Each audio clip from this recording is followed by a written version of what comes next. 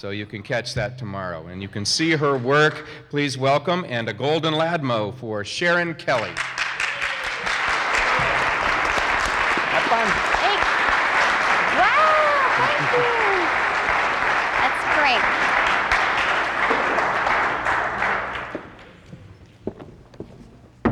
I can't top Rita, but I have visual aid, so that's going to help. When I was about 4 or 5, I knew even back then all about appointment TV. The appointment was Monday through Friday, 4 p.m., Channel 5. It was starring Wallace&Ladmo and Pat. When I heard that, it was time to watch my favorite show. Unlike some of my friends, I wasn't so much interested in the cartoons. It was the stuff in between the cartoons that had me hooked. Funny stuff, crazy stuff. I didn't always understand it, but it was hilarious even so. Especially when I heard my mom laughing at it too. The show began to have a profound effect on me. It carried me through all my years at Kiva Elementary. In the 4th grade, I went to one of the stage shows and won a giant Tootsie Roll, handed to me by Ladmo himself. I felt like the luckiest kid alive. In high school, Wallace&Ladmo introduced us kids to a whole new world of music and taught us to do things with a head of lettuce we never would have dreamed of.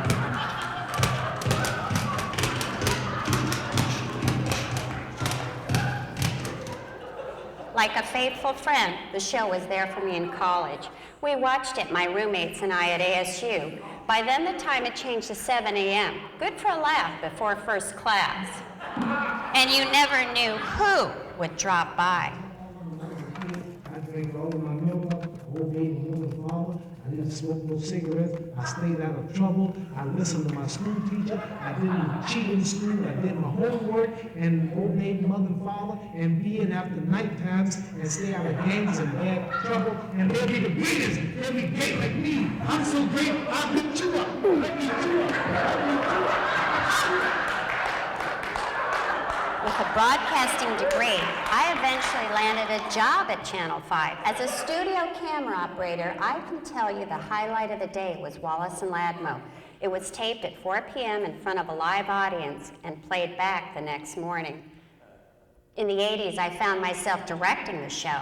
So there I was again at 4 p.m. in front of a TV, actually a whole bunch of TVs, watching Wallace&Ladmo.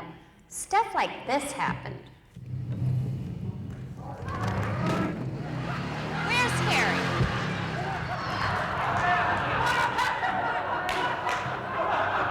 Now, you're the young man who won't let me finish my story, right?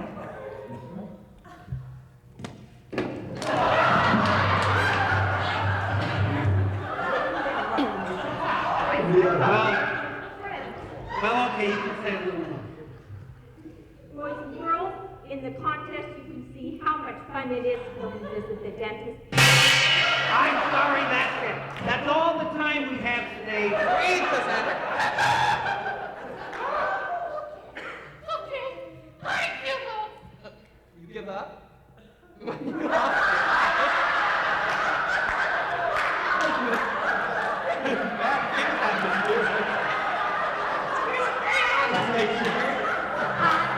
Now maybe you know what a pain it is to do a cooking show.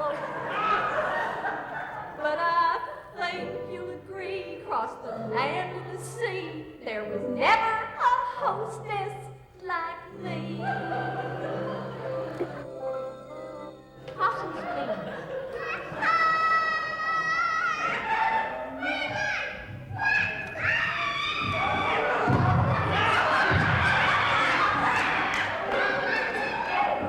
Thanks to Ladmo, that bust of Governor Hunt is still in one piece here at the museum.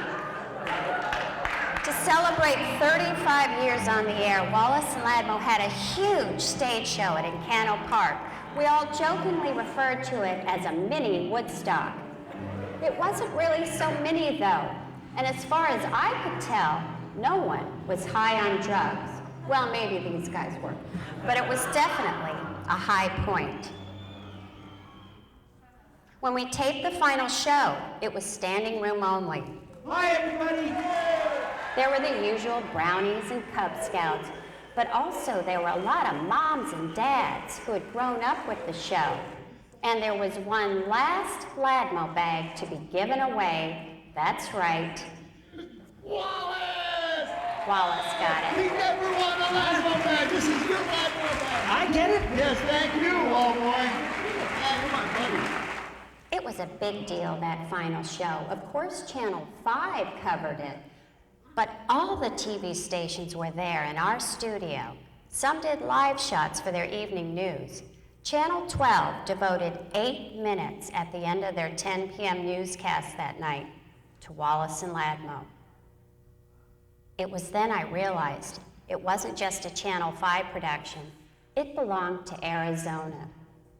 Everyone who used to watch it, from Eloy to Seligman, young or old, it required nothing of you but a sense of humor and gave so much. It still does.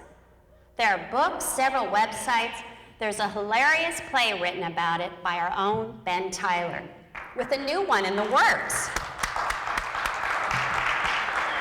Now, with the generous help of Cax Herberger, Wallace&Ladmo has found a permanent home in this beautiful museum where its legacy will be protected for generations to come.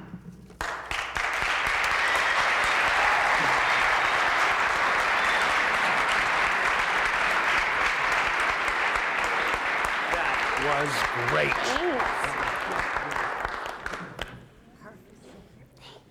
I'm supposed to tell you, interspersed here, a few memories I had growing up with